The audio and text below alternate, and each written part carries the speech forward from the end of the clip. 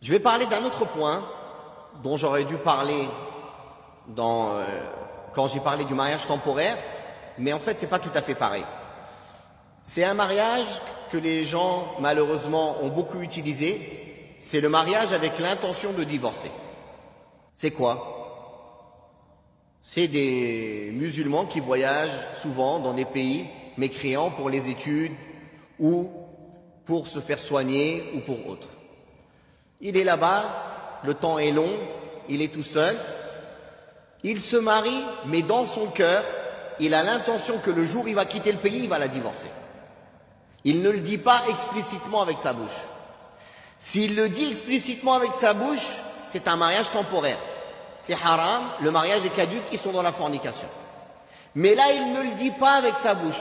C'est une intention qu'il cache dans son cœur. Quel est le statut de ce mariage? En apparence, il est valide. Il est valide.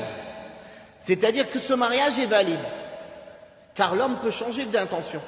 C'est-à-dire, il se marie, et en fin de compte, il apprécie cette femme et il la garde. Par exemple. Il est valide, mais cet homme est pécheur.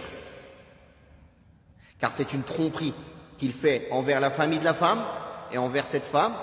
Et à cause de lui, les gens vont craindre de donner leur fille en mariage. Parce qu'ils auront peur que les hommes veuillent jouer avec leur fille.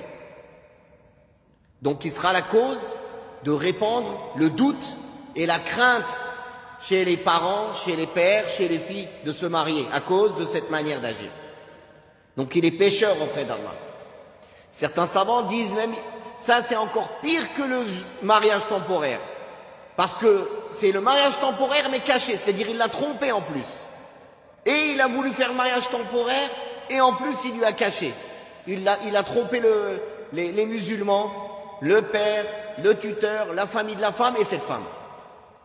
En lui faisant croire qu'il voulait se marier, en fin de compte il voulait juste une compagnie le temps qu'il était dans ce pays par exemple. Mais d'un point de vue extérieur, puisque les intentions sont dans les cœurs, on juge de la validité du mariage. Vous avez compris la subtilité? Donc le mariage, d'un point de vue extérieur, est valide.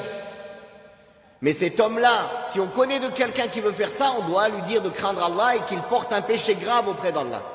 Et qu'il n'a pas le droit de faire cela. Barakallahu fikum. Il y a des recherches entières des gens de science sur cette question-là.